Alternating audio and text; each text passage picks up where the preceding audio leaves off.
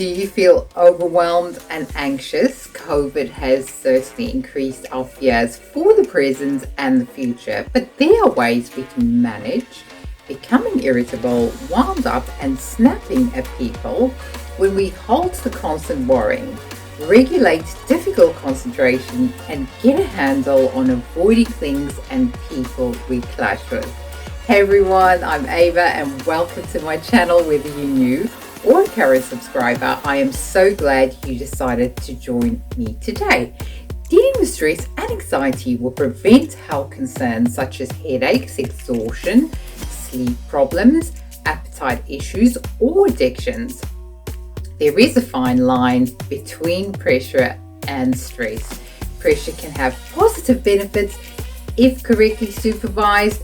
However, neglecting the signs of stress can be detrimental to our health. Recently, I encountered this with last-minute wedding preparations and had to balance not allowing pressure to turn into stress. So I'm going to share with you 4 tips. So here are my 4 steps to help you discover how to not allow pressure to turn into stress. Step number 1, distinguish whether your stress is work or personal issues or both. Step number 2, optimal mental health is what we need to aim for. So that is how we think, act and feel and not being negatively impacted. Step number 3 is making reasonable adjustments.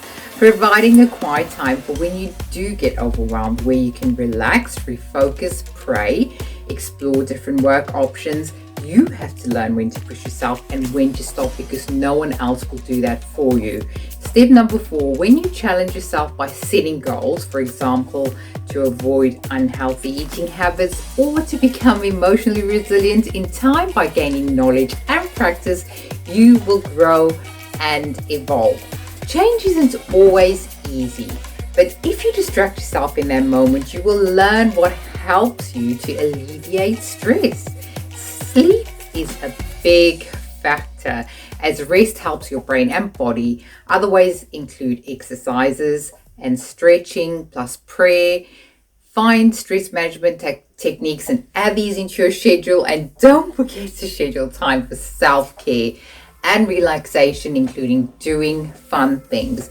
And most of all, learn when to say yes and no, and don't overload yourself. Breathing really does work. Count to 10, inhale and exhale. Become better at acting rather than reacting.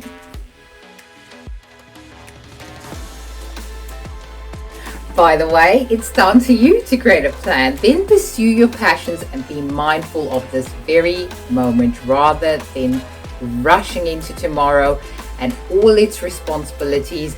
We cannot control everything with COVID, but we can learn how to be grateful, laugh more, practice patience, and always plant and nurture positive thoughts. Thanks for watching, and remember, start small with a daily tracker. Begin with a positive mindset, set priorities for your day, keep a track of your mood, highlight triggers, and then at the close of the day, recap and review everything. Repeat tomorrow until it becomes a routine. See you next week.